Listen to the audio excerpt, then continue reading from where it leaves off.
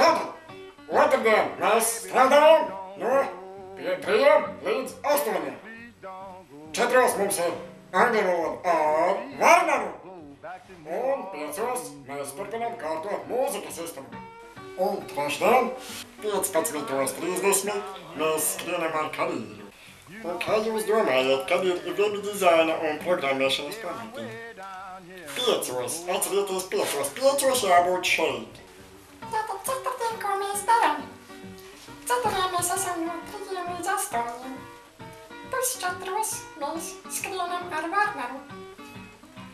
4 mums ir āgļu valoda. Un 5 mēs montējam vidi. Tātad piekdien.